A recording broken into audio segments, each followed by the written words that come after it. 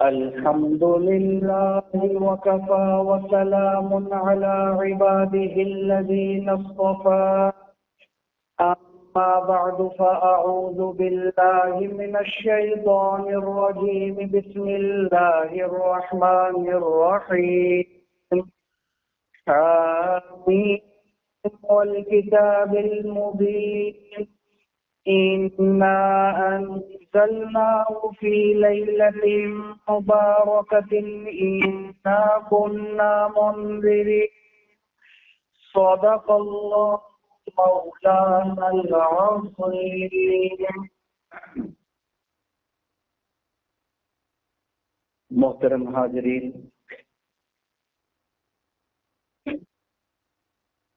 ایک بڑی ہی برکت والی رات شروع ہونے کو ہے. یہ وہ رات ہے جو 14ویں اور 15ویں شعبان کی درمیانی رات ہے. حدیث میں حضور صلی اللہ علیہ وسلم سے اس کی بڑی فضیلت وارد ہوئی ہے. میں نے سورہ دخان کی تھوڑے سے حصے کی تلاوت کی آپ کے سامنے، جس میں اللہ تعالی ارشاد فرما رہے ہیں انا انزلناہ فی لیلۃ مبارکہ، ہم نے قرآن مجید ایک بڑی ہی برکت والی رات میں نازل فرمایا ہے. اسی آیت کے ذیل میں بعض مفسرین نے فرمایا کہ یہ قرآن مجید شب برات کی رات میں نزول ہوا. اب ہم تو سنتے آئے اور واضح آیتیں اور روایتیں موجود ہیں کہ یہ شب برات نہیں، یہ تو لیلۃ القدر میں نازل ہوا تھا.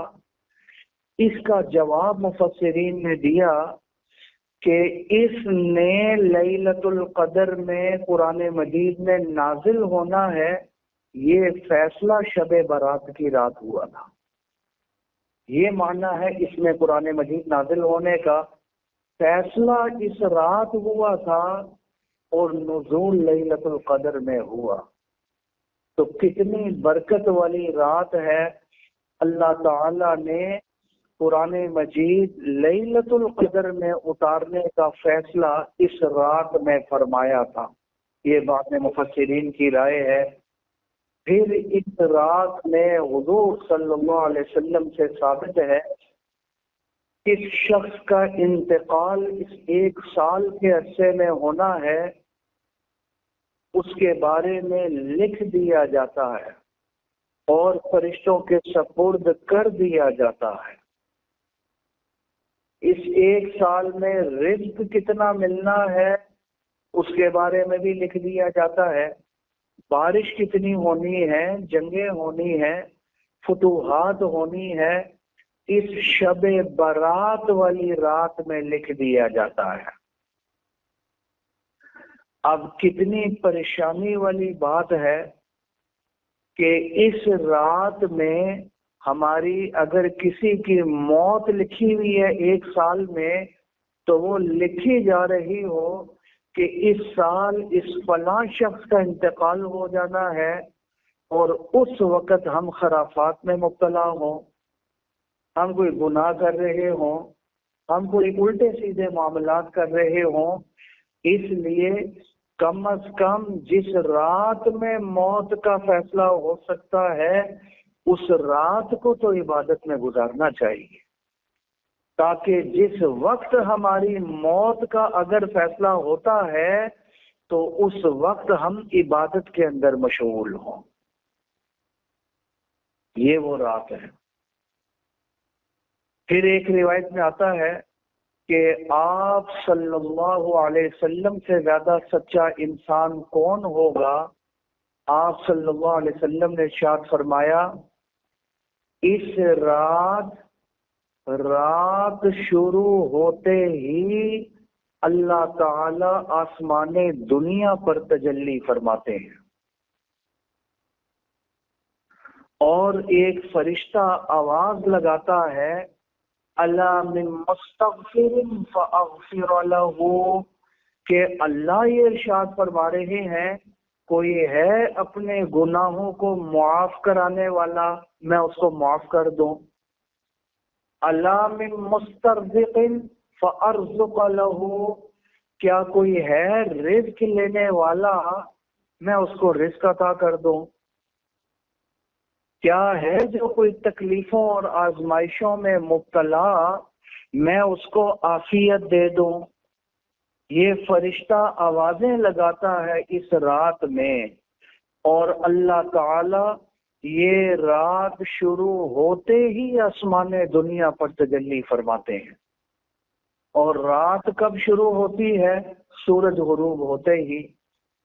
مغرب کا وقت شروع ہوتے ہی رات شروع ہو گئی، اور اللہ تعالی آسمان دنیا پر تجلی فرماتے ہیں، اور منادی یہ پکارتا ہے کوئی مغفرت لینے والا، ہے کوئی رزق لینے والا، ہے کوئی عافیت لینے والا۔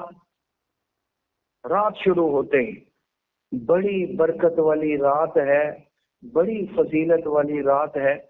بعض حضرات کی رائے یہ ہے اس رات کی کوئی خاص فضیلت اور برکت نہیں ہے۔ حضرت شیخ الاسلام دامت برکاتہم العالیہ حضرت فرماتے ہیں میں نے اس مضمون کی روایتیں تلاش کرنا شروع کی تو 17 کے قریب روایتیں میرے سامنے آئیں، جن سے ثابت ہو رہا ہے کہ یہ رات بڑی برکت والی اور بڑی فضیلت والی ہے۔ ایک روایت نہیں، 17 روایتیں۔ اور محدثین کا اصول ہے اتنی کثیر تعداد میں جب روایات آ جائیں تو روایتیں ضعیف بھی ہوں تو ان میں قوت پیدا ہو جاتی ہے۔ تو ان میں تو بعض روایتیں بالکل صحیح ہیں، لہذا یہ رات بڑی برکت والی رات ہے اور بڑی ہی فضیلت والی رات ہے۔ اس رات کو ضائع نہیں کرنا چاہیے۔ پھر یہ 1 سال بعد آئے گی، پھر کیا پتا کہ سال تک ہمیں مہلت بھی ملتی ہے یا نہیں ملتی، صحت بھی ملتی ہے یا نہیں ملتی، فرصت بھی ملتی ہے یا نہیں ملتی، وہ تو سال بعد پتا چلے گا۔ لہذا اللہ نے جو وقت دیا ہوا ہے اس وقت کو قیمتی بنانا چاہیے۔ اسی روایت کے تحت حضرت تھانوی علیہ رحمت فرماتے ہیں یہ جو اللہ تعالیٰ ارشاد فرما رہے ہیں حدیث قدسی میں، رات شروع ہوتے ہی آسمان دنیا پر آ جاتا ہوں، یعنی میری تجلی پڑتی ہے، تو حضرت فرماتے ہیں آسمان دنیا سمجھو ہمارے گھر کی چھت ہے۔ یہ دنیا ہمارا گھر ہے اور اس کی چھت آسمان دنیا ہے، ہمارے سر کے اوپر ہے نا، یہ سمجھو چھت ہے۔ تو گویا یوں ہو گیا اس رات شروع ہوتے ہی اللہ تعالی ہمارے گھر کی چھت پر تشریف لے آتے ہیں۔ تو چھت تو گھر کا حصہ ہوتا ہے، تو گویا یوں ہو گیا رات شروع ہوتے ہی اللہ ہمارے گھر میں تشریف لے آتے ہیں۔ ہے کوئی مغفرت لینے والا، ہے کوئی صحت لینے والا، ہے کوئی رزق لینے والا، ہے کوئی عافیت لینے والا، ہمارے گھر میں آ کر اللہ تعالی ارشاد فرماتے ہیں جو لینا چاہتا ہے میرے سے لے لو۔ اس ایک رات بھی اگر ہم عبادت نہ کریں تو یہ کتنی زیادہ غفلت والی بات ہے۔ پھر پتہ نہیں زندگی میں موقع لگے یا نہ لگے، سمجھے؟ لیکن ایک بات ہے، عبادت وہ عبادت شمار ہوگی جو شریعت کی حدود میں رہ کر ہو۔ ہمارے ہاں جو برکت والے دن یا راتیں ہوتی ہیں اس میں شیطان کو یہ گوارا نہیں ہوتا، وہ کسی نہ کسی ایسے چکر میں لگا دیتا ہے کہ وہ برکت والا وقت ضائع ہو جاتا ہے۔ اب اس میں 2-3 کام ہم سے ایسے ہو جاتے ہیں، 2-3 کام ایسے ہو جاتے ہیں جس میں ہمارے وقت کا ضیاع ہو جاتا ہے اور یہ قیمتی وقت ہمارا اسی کے اندر لگا رہتا ہے۔ ایک کام کیا، یہ رات میں آپ نے دیکھا آتش بازی ہوتی ہے، پٹاخے چھوڑے جا رہے ہیں، آتش بازی ہو رہی ہے، آگ کے ساتھ کھیلا جا رہا ہے، اور یہ اتنا برا کام ہے اور گندا کام ہے کہ حضور صلی اللہ علیہ وسلم کے ارشاد پاک غالباً حضرت عائشہ صدیقہ رضی اللہ تعالی عنہ کی روایت میں ہے، جب سونے لگو نا، اس وقت تو یہ لائٹیں نہیں ہوتے تھے، یہ دیے وغیرہ ہوتے تھے، تو دیے کو بجھا دیا کرو۔ یہ نہ ہو تم سوئے ہو گھر میں آگ لگ جائے، کتنے واقعات ہمارے سامنے پیش آتے ہیں، تو اس کو بجھا دیا کرو سونے سے پہلے۔ جلتا رہنے دینا حضور نے پسند نہیں فرمایا، نقصان ہو سکتا ہے۔ حالانکہ حضرت تھانوی علیہ رحمت فرماتے ہیں دیا ہم سے دور ہے، اور آتش بازی وہ آگ ہم نے اپنے ہاتھ میں پکڑی ہوئی ہے، خدا کی قسم یہ ہم نے خود سنا، خود پڑھا، بازاروں کے بازار جل گئے، کتنی ہلاکتیں، کتنی شہادتیں اس کے اندر ہوئیں اور کتنے نقصان ہوئے کہ لاکھوں روپے اس کے اندر ضائع ہو جاتا ہے۔ وہ کام جو ہم نے عبادت میں لگانا تھا شیطان نے ادھر لگا دیا، بھئی یہ کام کرتے رہو۔ اس کا تو آپ لفظ ہی دیکھ لو، ایک تو آتش، آگ، ایک بازی، لفظ ہی خطرے کی گھنٹی ہے۔ تو ہم یہ رات بھی ان خرافات کے اندر کیا کرتے ہیں، ضائع کر دیتے ہیں۔ اب گویا یہ اس رات کا حصہ بن چکا ہے، جیسے ہی رات شروع ہوگی ہر طرف سے پٹاخوں کی آوازیں آنا شروع ہو جائیں گی۔ اس کے علاوہ اس رات میں یہ بھی دیکھا گیا دکانوں پہ بڑا رش ہوتا ہے۔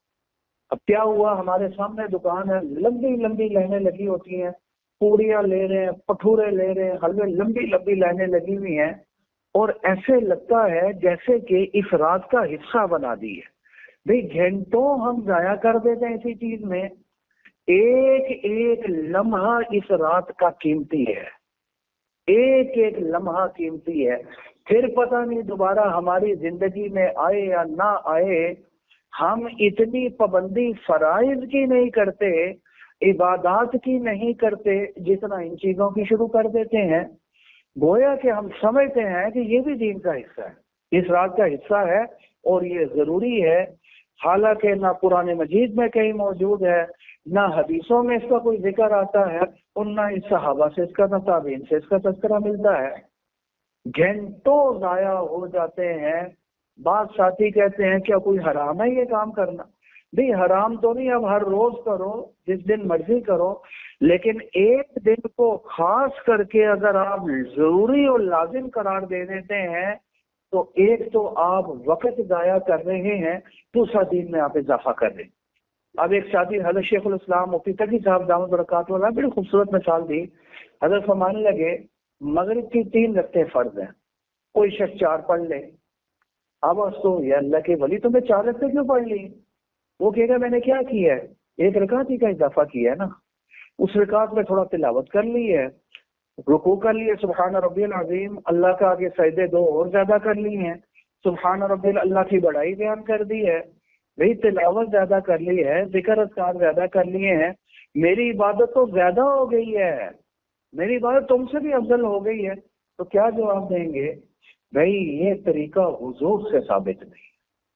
مغرب کی تو 3 رکعتیں پڑھی تھی حضور صلی اللہ علیہ وسلم، تم نے 4 بنا دی، تم نے اپنی طرف سے اضافہ کر دیا، یہ گڑبڑ اور غلطی ہے۔ اسی طرح کوئی بھی ایسا اضافہ کرنا اور پھر اس کو ضروری سمجھنا، سمجھے، یہ پھر اپنی طرف سے اضافہ کرنا ہے جو برا ہے۔ اس لیے یہ رات بڑی قیمتی رات ہے، اس رات کو ضائع نہیں کرنا، پھر کوئی پتہ نہیں ہماری زندگی میں یہ لمحات دوبارہ آتے ہیں یا نہیں آتے۔ اس رات میں بس اللہ کے ساتھ جڑ جائیں گے اور کوشش کریں تنہائی میں عبادت کریں۔ عجیب بات آپ کو بتلاؤں، آپ صلی اللہ علیہ وسلم جو نوافل پڑھتے تھے اور جو سنتیں پڑھا کرتے تھے، وہ آپ کا معمول مبارک تھا کہ آپ گھر میں پڑھا کرتے تھے. عجیب، فرائض کے لیے مسجد میں تشریف لاتے تھے لیکن نوافل اور سنتوں کا اہتمام گھر میں فرمایا کرتے تھے. بعض میں علماء نے دیکھا کہ سنتیں اگر نہیں پڑھتے نا مسجد میں، گھر جا کر پڑھتے ہیں، سستی ہو جاتی ہے تو سنتیں ہی رہ جاتی ہیں. تو پھر یہ فتویٰ دینا شروع کیا، بھئی یہ تو سنتیں چھوٹنا شروع ہو جائیں گی، لہٰذا مسجد ہی میں سنتوں کو اہتمام کیا جائے، ورنہ نوافل اور سنتیں حضور صلی اللہ علیہ وسلم گھر میں پڑھا کرتے تھے. تو ابھی بھی اس رات کی عبادت افضل یہی ہے، اپنے کمرے میں بیٹھ کر آپ ہے اور اللہ ہے جی، آپ عبادت کریں. اب کون سی عبادت کریں؟ کوئی خاص عبادت اس رات میں ثابت نہیں ہے، کوئی خاص عبادت اس رات میں ثابت نہیں ہے سوائے ایک عبادت کے. آپ نوافل پڑھیں، لمبی لمبی رکعتیں پڑھیں، جو صورتیں یاد آپ پڑھیں. آپ رکوع لمبے لمبے رکوع کریں، آپ سجدہ کریں، لمبے لمبے سجدے کریں گی.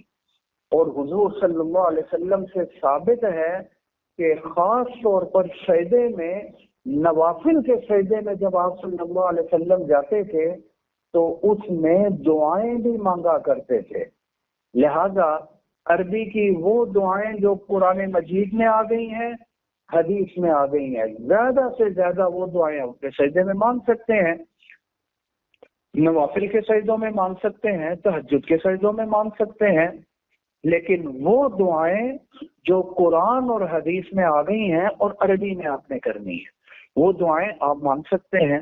لمبے لمبے رکوع سجدے اور لمبے لمبے قیام کریں، اور اس کے بعد اللہ سے خوب دعائیں مانگیں، تلاوت کریں، ذکر اذکار کریں. ذکر اذکار میں نے پہلے بھی عرض کیا تھا، تیسرے کلمے کی کتنی فضیلت وارد ہوئی ہے. تیسرا کلمہ زیادہ سے زیادہ پڑھیں، پہلا کلمہ زیادہ سے زیادہ پڑھیں، اللہ سے اپنے گناہوں کی معافی مانگیں، دعائیں مانگیں. ہر گھر میں ایک کتاب ہونی چاہیے جس کا نام ہے مناجات مقبول. اس میں وہ دعائیں ہیں جو حضور صلی اللہ علیہ وسلم مانگا کرتے تھے. ہمیں تو مانگنے کا طریقہ بھی نہیں آتا، تو جو دعائیں حضور صلی اللہ علیہ وسلم مانگا کرتے تھے وہ مناجات مقبول میں موجود ہیں. دعائیں مانگیں، لمبی لمبی دعائیں مانگیں، اللہ سے مانگیں، گناہوں کی توبہ استغفار کریں. جو عبادت کرنی ہے دعائیں استغفار وغیرہ کرتے رہیں. کوئی خاص عبادت ثابت نہیں سوائے ایک کی. اچھا، ایک کام آپ نے اور کرنا ہے. اللہ تعالی اگر ہمت دے اور موقع دے، صلاۃ التسبیح پڑھیں گی، صلاۃ التسبیح پڑھیں گی. صلاۃ التسبیح کی اتنی فضیلت وارد ہوئی ہے، اتنی فضیلت وارد ہوئی ہے کہ حضور صلی اللہ علیہ وسلم اپنے پیارے چچا سے ارشاد فرماتے ہیں کہ میں ایک ایسی قیمتی عبادت آپ کو بتانے لگا ہوں، اگر ہو سکے روزانہ اپنے عبادت کرنی ہے، اور اگر روزانہ نہیں ہو سکتی تو ہفتے میں ہی ایک دفعہ کر لینا، اور اگر وہ بھی نہیں ہو سکتی تو پھر فی کل شہر، ہر مہینے میں ہی کم از کم ایک دفعہ کر لینا، اور اگر وہ بھی نہیں ہو سکتا تو پھر فی کل سنۃ، ہر سال میں ہی ایک دفعہ کر لینا، اور اگر سال میں بھی ایک مرتبہ نہیں ہو سکتی تو کم از کم زندگی میں ایک مرتبہ کر لینا. سمندر کے جھاگ کے برابر بھی گناہ ہوں گے تو اللہ معاف فرما دیں گے. یہ اتنی برکت والی عبادت ہے. کون سی عبادت؟ صلاۃ التسبیح. اللہ ہمت دے، اللہ موقع دے، صلاۃ التسبیح پڑھے، جائزہ صلاۃ التسبیح پڑھے. صلاۃ التسبیح پڑھنے کا طریقہ کیا ہے؟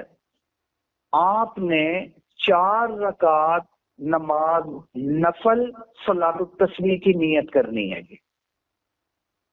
پھر اس کے بعد سبحانک اللہم و بحمدک و تبارک اسمک و تعالی جدک و لا الہ غیرک، یہاں تک پڑھنے کے بعد 15 دفعہ پڑھنا ہے وہ دعا جو تیسرے کلمے کا پہلا حصہ ہے. سبحان اللہ والحمد للہ ولا الہ الا اللہ واللہ اکبر 15 مرتبہ پڑھیں. پھر اعوذ باللہ، بسم اللہ، سورہ فاتحہ اور اس کے ساتھ کوئی سورت بھی لائیں. اس کے بعد رکوع میں جانے سے پہلے 10 مرتبہ پھر یہی پڑھیں، سبحان اللہ والحمد للہ ولا الہ الا اللہ واللہ اکبر. قیام میں کتنی دفعہ ہو گیا؟ 25 مرتبہ. پھر اللہ اکبر کہہ کر رکوع میں جائیں، 3 دفعہ پڑھیں سبحان ربی العظیم. اس کے بعد پھر 10 مرتبہ پڑھیں سبحان اللہ والحمد للہ ولا الہ الا اللہ واللہ اکبر. 25 وہ 10 یہ کتنا ہو گیا؟ 35.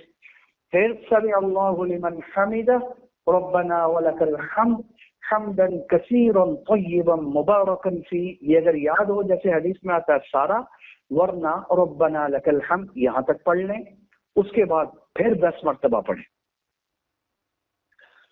کتنا ہو گیا؟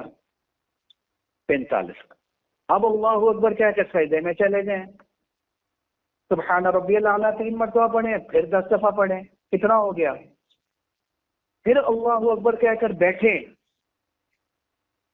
بیٹھنے کے بعد 10 مرتبہ پھر پڑھیں. ٹھیک ہو گیا؟ تو کتنا ہو گیا؟ بیٹھنے میں 10 مرتبہ پڑھ لیا، 65. پھر سجدے میں جائیں، سبحان ربی الاعلیٰ 3 مرتبہ، 10 مرتبہ پھر پڑھیں. کتنا ہو گیا؟ 75. بس ایک رکعت میں 75 دفعہ پڑھنا ہے. 4 رکعتیں پڑھنی ہے، 75 کو 4 سے ضرب دیں، 300 ہو گیا. 300 دفعہ ہی پڑھنا ہے. ہر رکعت میں قرات شروع کرنے سے پہلے 15 دفعہ، قرات شروع کرنے کے بعد 10 مرتبہ. باقی ترتیب ایسی ہی رہے گی جیسے میں نے بتا دیا. ہاں اگر کسی رکن میں آپ بھول جاتے ہیں پڑھنا، فرض کریں آپ رکوع میں بھول گئے اور سمیع اللہ لمن حمدہ کے لیے کھڑے ہو گئے، اب کھڑے ہو کر آپ 10 مرتبہ نہ پڑھیں، 20 دفعہ پڑھ لیں. اور اگر آپ قیام میں اس میں بھول گئے تو آپ سجدے میں جا کر 10 مرتبہ 20 مرتبہ پڑھ لیں. آپ دوسرے رکن کے اندر جا کر اس تعداد کو اپنی پورا بھی کر سکتے ہیں. یہ صلاۃ التسبیح اگر اللہ موقع دیتا ہے یہ صلاۃ التسبیح پڑھیں. لیکن صلاۃ التسبیح کی جماعت ثابت نہیں ہے. بعض خواتین کے حوالے سے آتا ہے، وہ پڑھتی ہیں، سوال بھی پوچھتی ہیں، جی وہ ایک خاتون آگے کھڑی ہو جاتی ہے، باقی پیچھے ہی ایک بندہ آگے. نفلوں کی جماعت حضور اور صحابہ سے ثابت نہیں ہے. یہ انفرادی نماز ہے، ہر شخص اپنا اکیلا اکیلا پڑھے گا. جماعت کے ساتھ پڑھنا مکروہ تحریمی ہے کیونکہ ثابت ہی نہیں ہے. یہ بالکل ایسا ہی ہے جیسے وہ جمعے کے بعد جو 4 سنتیں ہیں، میں کہوں آج جماعت کرائیں گے 4 سنتوں کی، تو جماعت تو ثابت ہی نہیں ہے حضور صلی اللہ علیہ وسلم سے. اسی طرح اس کی جماعت بھی حضور سے اور صحابہ سے صلاۃ التسبیح کی جماعت ثابت نہیں ہے. لہذا آپ نے جماعت کے ساتھ نہیں، اپنی صلاۃ التسبیح پڑھیں، بڑی فضیلت اور بڑی برکت ہے. ایک روایت آپ کو اور سناؤں، یہ رات کتنی برکت والی ہے. آپ صلی اللہ علیہ وسلم سے زیادہ سچا کون ہو سکتا ہے؟ آپ صلی اللہ علیہ وسلم فرماتے ہیں اس رات اللہ تعالی قبیلہ بنی کلب کی بکریوں کے بالوں سے بھی زیادہ مغفرت فرماتے ہیں. یہ قبیلہ بہت بڑا تھا اور ان کے مال مویشی بکریاں وہ تو ہزاروں کی تعداد میں، اور ان بکریوں کے جسم پر جو بال تھے وہ لاکھوں کروڑوں کی تعداد میں تھے. تو ایک تو بکریاں قبیلہ بہت بڑا، پھر بکریاں بہت زیادہ، پھر بال تو شمار میں ہی نہیں آ سکتے. پھر آپ نے یہ نہیں فرمایا قبیلہ بنی کلب کی بکریوں کے بالوں کے برابر، یہ نہیں بلکہ ان سے بھی زیادہ مغفرت فرماتے ہیں. تو کتنی برکت والی رات ہے. تو زیادہ سے زیادہ گناہوں کی مغفرت اور بخشش مانگی جائے. اپنے گناہ اور اپنے جو پیارے مرحومین ہم سے بچھڑ چکے ہیں ان کے گناہوں کی معافی بھی مانگی جائے. باقی میں نے کہا تھا ایک عبادت حضور صلی اللہ علیہ وسلم سے اس رات میں ثابت ہے، باقی جو عبادت کرنا چاہے کر سکتے ہیں. وقت بالکل ضائع نہیں کرنا، اس کا ایک ایک ذرہ ایک ایک لمحہ بڑا قیمتی ہے. ایک عبادت ثابت ہے، وہ کیا؟ حضرت عائشہ صدیقہ رضی اللہ تعالی عنہ فرماتی ہیں اس رات میں نے حضور صلی اللہ علیہ وسلم کو ان کے بسترے سے گم پایا، مجھے نظر نہیں آیا۔ میں اب کھوجنے لگی کہ آپ صلی اللہ علیہ وسلم کدھر تشریف لے گئے ہیں، تو میں نے دیکھا تو مجھے پتا چلا کہ آپ صلی اللہ علیہ وسلم جنت البقیع تشریف لے گئے، اور جو ہمارے پیارے مرحومین ہم سے بچھڑ کر قبروں میں پہنچ چکے ہیں، ان کی مغفرت اور بخشش کی دعائیں مانگ رہے حضور صلی اللہ علیہ وسلم اسی رات میں، شب برات والی رات۔ لیکن ایک بات ہے، یہ قبرستان جا کر دعا مانگنا، یہ شب برات والی رات میں، یہ زندگی میں ایک مرتبہ آپ صلی اللہ علیہ وسلم سے ثابت ہے۔ لہذا اگر کوئی شخص اس سنت کی پیروی میں جانا چاہے بالکل جا سکتا ہے، جب حضور سے ثابت ہوگی پیچھے بات کون سی رہ گئی۔ لیکن آپ صلی اللہ علیہ وسلم ایک مرتبہ گئے تھے، تو اس کو فرض اور واجب کا درجہ نہیں دینا کہ جب تک میں نہ گیا تو میری شب برات ہی نہیں ہوگی، تو کوئی گناہ ہو جائے گا اگر میں نہ کرنے۔ کبھی چلے گئے کبھی نہ گئے، اکیلے حضور صلی اللہ علیہ وسلم تشریف لے گئے تھے، تو کوئی جانا چاہتا ہے اکیلے چلا جائے، اور کبھی چلا جائے کسی سال کبھی نہ جائے۔ گھر میں بیٹھ کر بھی تو دعا مانگی جا سکتی ہے نا۔ تو اپنے مرحومین کو جو ہم سے بچھڑ چکے ہیں ان کو ضرور دعاؤں میں یاد رکھنا ہے، کیونکہ حضور صلی اللہ علیہ وسلم بھی تشریف لے گئے تھے تو ہمارے لیے جانا بھی جائز ہے۔ لیکن کبھی چلے گئے کبھی نہیں، اور جب آپ جائیں گے تو جانے کے بعد دعا مانگنے کا طریقہ کیا ہے، وہ مسلم شریف کی روایت سے ثابت ہے کہ جب بھی بندہ قبرستان جائے، اس کا طریقہ کیا ہے، قبرستان جائیں آپ اپنا رخ قبلے کی طرف کر لیں، اور قبلے روح ہو کر اب اللہ تعالیٰ سے اس مرحوم کے لیے بھی اور سارے مرحومین کے لیے جتنی دعائیں مانگنا چاہتے ہیں وہ آپ قبرستان جا کر بھی مانگ سکتے ہیں۔ لیکن مسلم شریف کی روایت میں جو آ رہا ہے قبلہ رخ ہو کر حضور صلی اللہ علیہ وسلم نے دعا مانگی تھی، لہذا یہی دعا کا بہتر طریقہ ہے۔ جن کے پیارے رخصت ہو چکے ہیں وہ جانا چاہیں یا گھر کے اندر ہی زیادہ سے زیادہ اپنے مرحومین کے لیے دعائیں مانگے، کیونکہ یہ بھی حضور صلی اللہ علیہ وسلم سے اس رات میں ثابت ہے۔ جی اس رات میں یہ بھی ثابت، لہذا بڑی برکت اور فضیلت والی رات ہے۔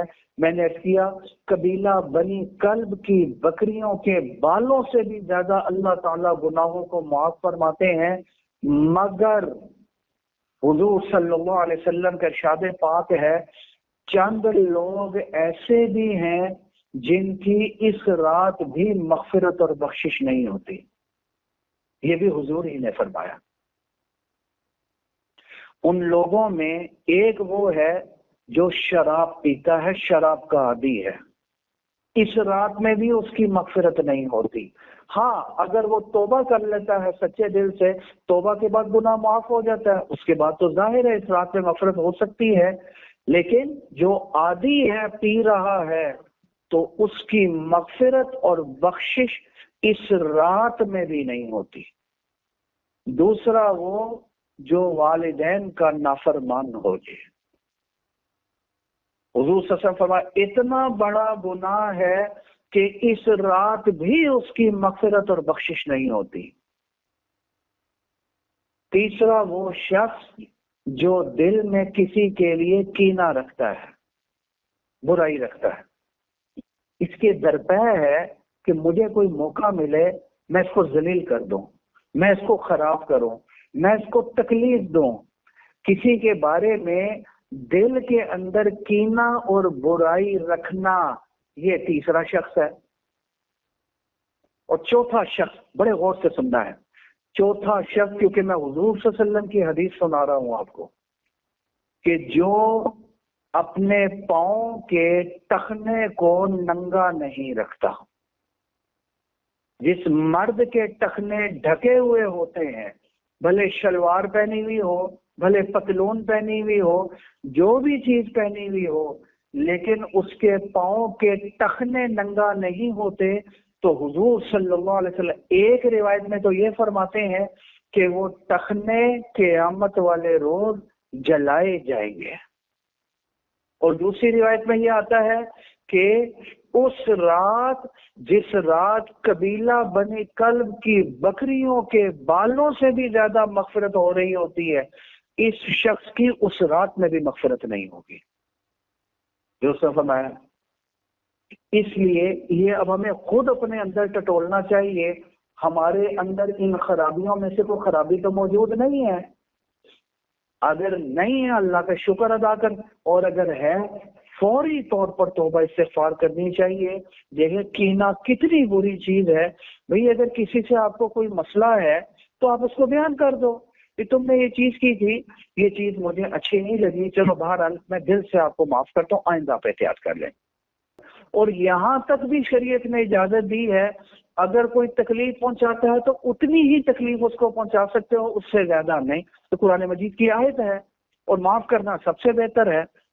لیکن اپنے دل میں رکھ لینا اور دل میں اس کے لیے سکیمیں بناتے رہنا اور اس کی برائی کو چاہنا کہ کسی طریقے سے یہ بھی ذلیل ہو جائے اور رسوا ہو جائے، یہ اتنی خطرناک بیماری ہے کہ اس رات بھی ایسے شخص کی مغفرت نہیں ہوتی۔ اور چوتھا میں نے عرض کر دیا تھا، اپنی شلوار کو ٹخنوں کے نیچے رکھنے والا مرد، اس رات بھی اس کی مغفرت اور بخشش نہیں ہوتی۔ لہذا ہمیں اس کو ٹٹولنا چاہیے، اور یہ جو رات آ رہی ہے یہ سمجھ کر عبادت کرنی چاہیے۔ پتہ نہیں ہماری زندگی میں یہ قیمتی لمحات دوبارہ بھی آتے ہیں یا نہیں آتے۔ میری اللہ تعالیٰ سے دعا ہے۔ ہاں ایک چیز یہ کہ اس وقت خاص طور پر اس رات کے اندر عالم اسلام جن پریشانیوں اور تکلیفوں میں مبتلا ہے، بالخصوص پاکستان چاروں طرف سے آفتوں اور بلاؤں اور مصیبتوں میں پھنسا ہوا ہے۔ اتنے سخت حالات پاکستان کی تاریخ میں کبھی نہیں آئے جو اس وقت آئے ہوئے ہیں۔ تو یہ رات تو بڑی قبولیت والی رات ہے۔ رات شروع ہوتے ہی اللہ آسمان دنیا پر آ جاتے ہیں، تو اپنے اس پیارے ملک کے لیے اور عالم اسلام کے لیے خاص طور پر دعا مانگنی چاہیے۔ اللہ سے دعا یہی ہے، اللہ جی اس رات کی خوب برکتیں اور فضائل سمیٹنے کی توفیق عطا فرما دیجیے۔ وآخر دعوانا الحمدللہ رب العالمین۔